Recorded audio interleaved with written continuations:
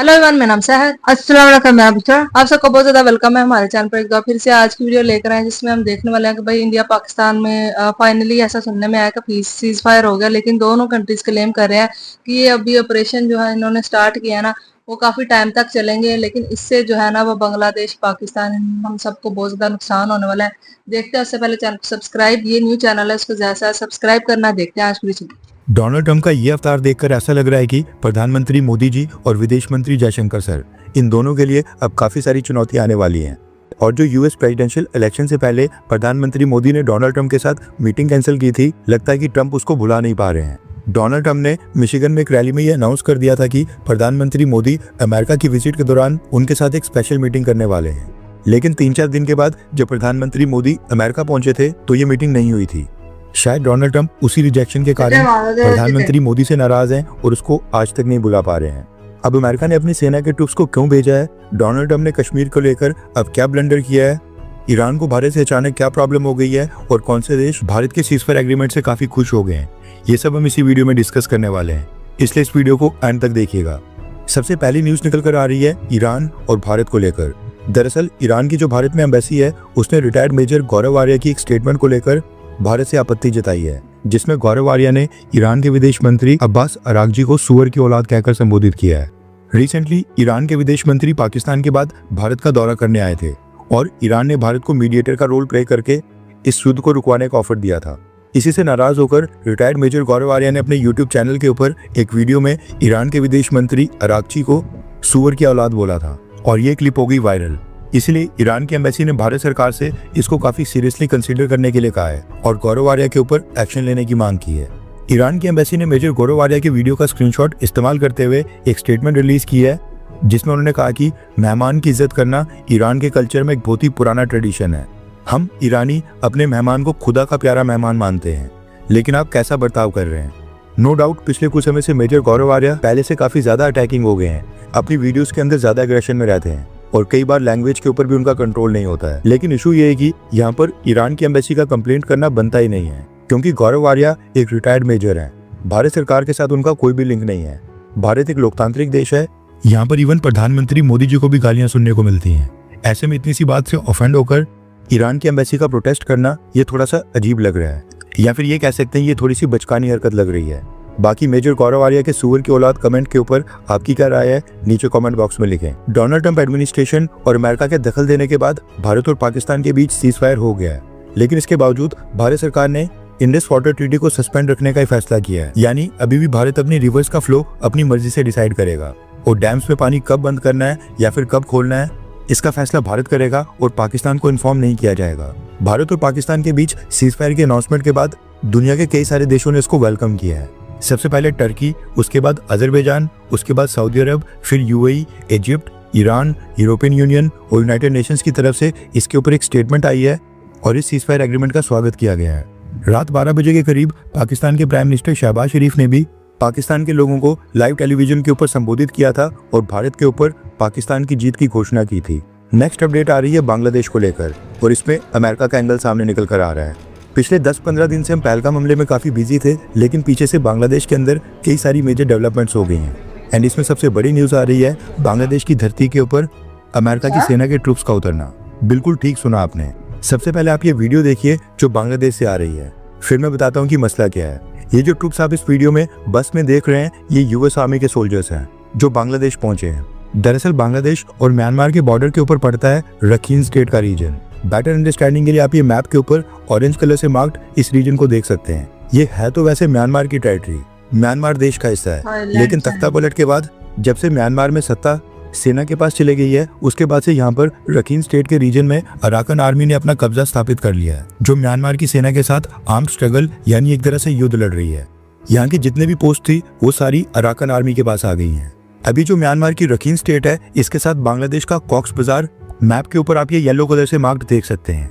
अभी जो कॉक्स बाजार और रखीन स्टेट के बीच जितने भी बॉर्डर क्रॉसिंग्स हैं और जितना भी बॉर्डर एरिया है, यहाँ पर पूरी तरह से अराकन आर्मी और बांग्लादेश की सेना का कंट्रोल है। म्यांमार की सेना का यहाँ पर कोई नामो निशान भी नहीं है। हो क्या रहा है कि पिछले कई महीनों से यूनाइटेड नेशंस बांग्लादेश की इंटरिम गवर्नमेंट के ऊपर प्रेशर डाल रहा था कि बांग्लादेश अपने कॉक्स बाजार रीजन से रखीन स्टेट तक एक ह्यूमैनिटेरियन कॉरिडोर बनाने की परमिशन दे, जिसके थ्रू यूनाइटेड नेशंस फिर रिलीफ मटेरियल और खाने पीने का सामान और जो भी मदद होगी वो रखीन स्टेट के लोगों तक पहुंचाएगी। यूनाइटेड नेशंस का कहना है कि म्यांमार की मिलिट्री जनता रखीन स्टेट के लोगों का ध्यान नहीं रख रही है क्योंकि ये रेबल फोर्सेस को सपोर्ट करते हैं, इसलिए वो इन तक यूनाइटेड नेशंस की मदद को पहुंचाना चाहते हैं। लेकिन मामला कुछ और ही नजर आ रहा है। कुछ दिनों पहले इलॉन मस्क की कंपनी स्टारलिंक कंपनी ने बांग्लादेश में अपनी इंटरनेट सैटेलाइट सर्विसेज को स्टार्ट कर दिया था।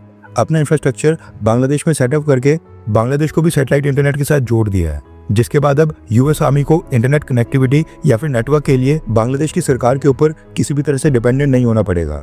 उसके बाद अमेरिका के मिलिट्री ऑफिशियल्स की बांग्लादेश की विजिट्स अचानक से बढ़ जाती हैं एंड अब न्यूज निकल कर आ रही है कि अमेरिका ने अपने कई सारे ट्रूप्स को बांग्लादेश के कॉक्स बाजार में ड्रॉप कर दिया है। यहाँ पर एडवांस पार्टी को बुलाया गया है एक कार्गो प्लेन के जरिए एक मिलिट्री बेस सेटअप करने के लिए। यूएस आर्मी का सारा सामान मंगवा दिया गया है। यूएस आर्मी का मिलिट्री ट्रांसपोर्ट एयरक्राफ्ट 8 मई यानी कि 3 दिन पहले बांग्लादेश के अंदर लैंड हो गया था जब हम पहलगाम को कवर कर रहे थे। अमेरिकन कंपनी स्टारलिंक ने भी अपना सैटेलाइट इंटरनेट बेस बांग्लादेश के कोने में स्थित कॉक्स बाजार रीजन के ऊपर ही उखिया नाम की जगह में सेटअप किया है, जो म्यांमार की रखीन स्टेट के बिल्कुल पास है, और यहीं पर यूएस आर्मी अपना मिलिट्री बेस सेटअप करने जा रही है।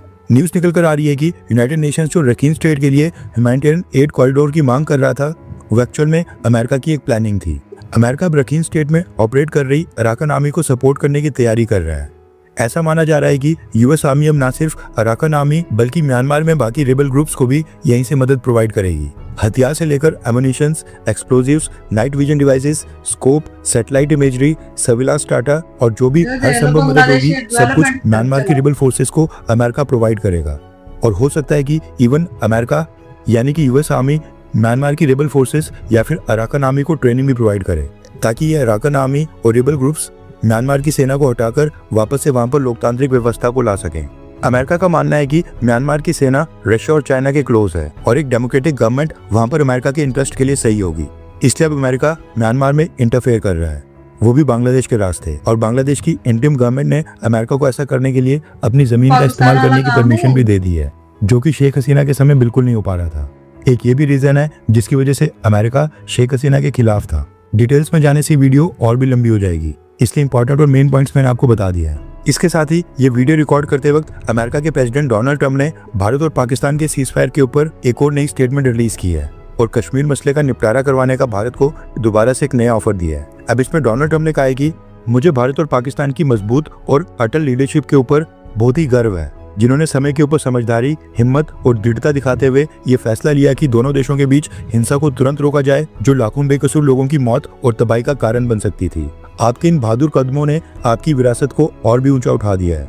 मुझे खुशी है कि अमेरिका इस ऐतिहासिक और वीरता भरे फैसले तक यहाँ तक पहुँचाने में आपकी मदद कर पाया। अभी इसके ऊपर चर्चा नहीं हुई है, लेकिन मैं कहना चाहता हूँ कि भारत और पाकिस्तान, मैं दोनों महान देशों के साथ व्यापार को काफी हद तक बढ़ाने वाला हूँ। साथ ही मैं आपके साथ मिलकर काम करूंगा ताकि देखा जा सके कि क्या एक 1000 साल पुराने इस कश्मीर के मुद्दे को लेकर कोई निपटारा निकल सकता है या फिर नहीं। भारत और पाकिस्तान के नेतृत्व को इस शानदार काम के लिए भगवान का आशीर्वाद मिले, ये कहना है अमेरिका के प्रेसिडेंट डोनाल्ड ट्रंप का। डोनाल्ड ट्रंप ने अगेन कश्मीर को 1000 साल पुराना मसला बोला है एंड अब ऐसा लग रहा है कि वो जानबूझकर कुछ मिस्टेक्स करते हैं जिसके कारण कंट्रोवर्सी क्रिएट हो। इस स्टेटमेंट में बुरा ये लग रहा है कि डोनाल्ड ट्रंप अब भारत और पाकिस्तान दोनों देशों को एक ही तराजू के ऊपर तोलते दिखाई दे रहे हैं। डोनाल्ड ट्रंप के पहले टर्म में भारत को जिस लेवल का सपोर्ट ट्रंप से तब मिला था वो इस बार सेकंड टर्म में देखने को नहीं मिल रहा है। कश्मीर के मसले को इतना उछालना और फिर मीडिएशन का ऑफर देना, जब उनको पता है कि भारत कई बार रिपीट कर चुका है कि ये हमारा बायलैटरल मामला है, इसके बावजूद ये हरकत करना, ये दिखाता है कि पाकिस्तान प्रेम इस बार डोनाल्ड ट्रंप के ऊपर कुछ ज्यादा ही नजर आ रहा है। अब ये कब तक रहता है वो देखना इंटरेस्टिंग है। भारत और पाकिस्तान का ये जो सीजफायर अमेरिका और डोनाल्ड ट्रंप ने करवाया है, इसको लेकर एक नैरेटिव ये भी फैल रहा है कि पाकिस्तान को सरेंडर करवाने के लिए अमेरिका ने IMF के थ्रू पाकिस्तान की गवर्नमेंट को $1 बिलियन दे दिए। भारत के साथ ट्रेड डील साइन करने और चाइना से कम टैरिफ्स लगाने की एश्योरेंस दे दी गई होगी ताकि भारत पाकिस्तान के बीच सीजफायर हो जाए एंड अमेरिका फिर से Russia Ukraine, Israel Gaza, Iran Houthis और चाइना के साथ ट्रेड वॉर के ऊपर फोकस कर सके। डोनाल्ड ट्रंप की प्लेट में इस समय काफी सारे मसले हैं, इसलिए वो भारत पाकिस्तान का एक नया मिलिट्री कॉन्फ्लिक्ट नहीं देखना चाहते हैं। अब अमेरिका क्या चाहता है क्या नहीं, ये इंपॉर्टेंट नहीं है। इंपॉर्टेंट ये है कि हम और आप क्या चाहते हैं। ये जो भारत और पाकिस्तान के बीच सीजफायर हो गया है, क्या आप इसको सपोर्ट करते हैं, हाँ या फिर ना? नीचे कमेंट करके अपनी राय जरूर बताएं। हर 24 घंटे के अंदर जियोपॉलिटिक्स में बड़े फेरबदलाव और उलटफेर हो रहे हैं और भारत के लिए नए चैलेंजेस आ रहे हैं। कोई देश अपने फैसले से पलट रहा है तो कोई देश ब्लैकमेलिंग के ऊपर उतर आया है। सभी देश एक दूसरे को नीचे लगाने की कोशिश कर रहे हैं। इन सब के बीच हमारा भारत किसी भी देश से पीछे न रह जाए, इसके लिए मोदी सरकार लगातार कोशिशें कर रही है। एंड भारत की foreign policy, defence news, economy और ग्लोबल अफेयर्स का सही एनालिसिस हमारे चैनल इंडियन अफेयर्स का मिशन है, और ये मिशन आपके सपोर्ट के बिना अधूरा है। इंडियन अफेयर्स हिंदी के ऊपर हम सभी फैक्ट्स और डेटा बिल्कुल थी आज की वीडियो। यार देखा ही आप सबने इस वीडियो में कि मतलब इंडिया और पाकिस्तान की वार का फायदा बांग्लादेश को हो गया कि बांग्लादेश ने भाई अब क्या किया है कि वहां पे डेवलपमेंट होना भी स्टार्ट हो गया, वहां पे अमेरिका ने पैसे इन्वेस्ट करना स्टार्ट कर दिए हैं, वहां पे इंटरनेट सही हो गया, वहां पे बिजली के जो है वो प्लांट्स लगना शुरू हो गए हैं। ठीक है, तो मतलब वो एक देश जो तबाह हो रहा है, ठीक है, तो वो अपने इकोनॉमी को स्ट्रॉन्ग बनाने में लगा हुआ है, और दूसरी तरफ हम लोग इतने बेवकूफ है कि अपनी इकोनॉमी को और ज्यादा तबाह करने में। हम आपकी इकोनॉमी तो चलो ठीक है, लेकिन आपकी इकोनॉमी भी अब तबाही की तरफ, आपको पता है जंग में तो फिर इकोनॉमी का इफेक्ट तो बहुत ही ज्यादा पड़ जाता है। और फिर आपको पता है अमेरिका ने वैसे एक अक्लमंदी दिखाई कि सीज फायर करवा दिया दोनों के दरमियान, वरना मतलब लोग ऐसा भी बोल रहे थे कि भाई जो फलस्तीन और इजराइल के दरमियान जो जंग हो रही थी ना, इसको पे नजरें जो लोगों की जमी हुई थी ना, इससे नजरें हटाने के लिए जो है ना ये इंडिया पाकिस्तान का करवाया गया, ताकि जो है ना लोग उस तरफ ध्यान ना दे पाए और लोग इस तरफ मतलब ध्यान देना स्टार्ट कर ले। कुछ लोगों का ये भी कहना है, और कुछ लोगों का कहना है कि ये जानबूझ के करवाई गई ताकि जो दूसरे कंट्रीज हैं वो ज्यादा डेवलप हो पाए, मतलब चाइना ज्यादा अपने आप को स्ट्रॉन्ग कर पाए। इस तरह से मतलब डिफरेंट हर बंदा अपने लिहाज से एक न्यूज निकाल रहा है। ठीक है, अभी सीज फायर तो हो गया, लेकिन कुछ लोगों का अभी ये भी कहना है कि ये एक झूठ है सीज फायर। दोनों कंट्रीज इसको नहीं मानते सीज फायर को, लेकिन किसी भी टाइम पे कहीं पे भी हमला हो सकता है, तो चौकन्ना रहने की बहुत ज्यादा जरूरत है। इस तरह से बातें की जा रही हैं, अब इसमें कितनी ज्यादा सच्चाई है कितनी नहीं, क्योंकि हम इतने ज्यादा अक्लमंद नहीं है कि हम इनकी चालों से वाकिफ हो पाए कि भाई ये कौन सी चाल चल रहे हैं और कौन सी चाल नहीं चल रहे, क्योंकि न्यूज मीडिया और ये सब चीजें तो हमारे ना झूठी का पता चलता है, क्योंकि वही बात आ जाती है कि हमारे दिमागों के साथ खेला जाता है, और ये अच्छे तरीके से हमारे दिमागों के साथ खेल रहे हैं। हमें नहीं समझ में आता कौन सी चीज एआई से बनाई गई है, कौन सी चीज जो है वो सही है सच है, कौन गलत है कौन झूठ है, कुछ पता नहीं चल पाता। इतना ज्यादा हमारे दिमागों पे प्रेशर डाल दिया गया, आगे जिंदगी में अपनी कम टेंशन है जो इन्होंने हमें जंग लगा के और ज्यादा मुसीबतों में डाल दिया। ठीक है, तो यही थी आज की वीडियो। आप क्या बोलना चाहेंगे कि क्या सीज फायर होना चाहिए था या नहीं? आप क्या बोलना चाहेंगे? अपनी राय का इजहार जरूर कीजिएगा। न्यूज चैनल को सब्सक्राइब करके सपोर्ट जरूर दिखाइएगा। फिर मिलता है कौन वीडियो में।